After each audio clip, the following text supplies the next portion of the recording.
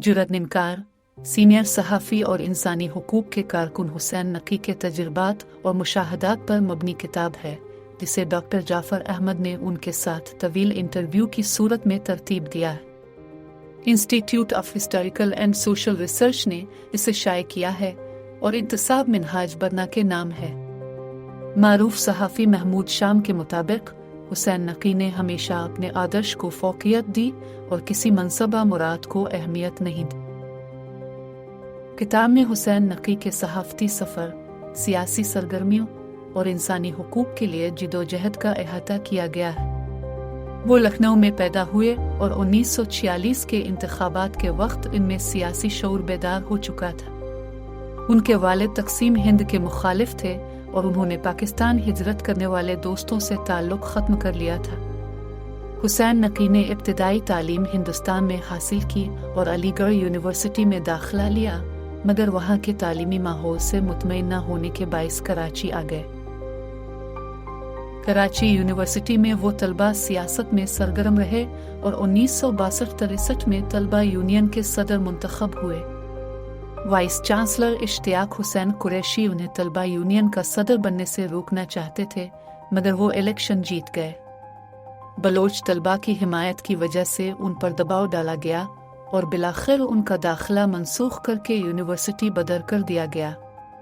इसके बाद उन्होंने सहाफ़त का रुख किया और खबर रसां एजेंसी पीपीआई में मुलाजमत इख्तियार की। पीपीआई में उन्हें मुश्किल हालात का सामना करना पड़ा, मगर मेहनत और काबिलियत की बदौलत जल्द अपना मकाम बना लिया। कराची यूनियन ऑफ जर्नलिस्ट्स के रुकन मुंतखब होने के बाद उन्होंने सहाफ़ती आज़ादी के लिए जिदोजहद शुरू की। जब नेशनल प्रेस ट्रस्ट ने रोज़नामा अंजाम पर पाबंदी लगाई तो उन्होंने इसके खिलाफ आवाज़ उठाई, जिसके नतीजे में उनका तबादला सब्बी और फिर हैदराबाद कर दिया गया। अयूब खान के दौर में जब वो हैदराबाद में रिपोर्टिंग कर रहे थे तो उन्होंने सदर अयूब से सख्त सवालात किए, जिस पर उनका मजीद तबादला लाहौर कर दिया गया। बाद अज़ा उन्हें पीपीआई से भी निकाल दिया गया।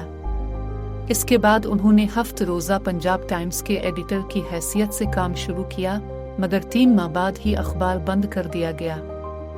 बाद में वो हफ्त रोज़ा पंजाब पंच से मुंसलिक हुए, जिस पर जुल्फ़िकार अली भुट्टो की हुकूमत ने पाबंदी लगा दी।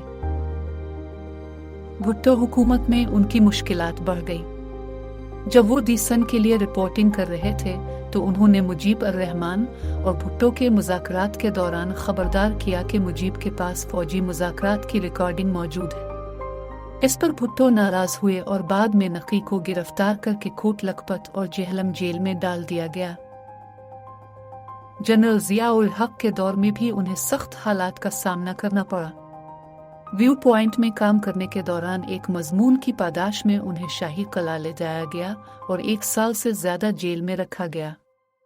मारूफ सहाफ़ी ज़ैद सलहरी के हवाले से वो बताते हैं कि सलहरी का कहना था कि पाकिस्तान में आज़ादी से सहाफ़त करनी है तो जेल जाना होगा।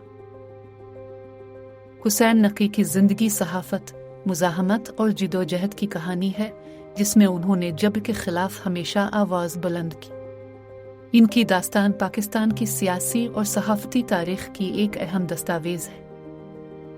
जुर्रत इनकार हिस्सा अव्वल के उन्वान से डॉक्टर तौसीफ़ अहमद खान की तहरीर 12 मार्च के रोज़नामा एक्सप्रेस में ज़रूर पढ़ें।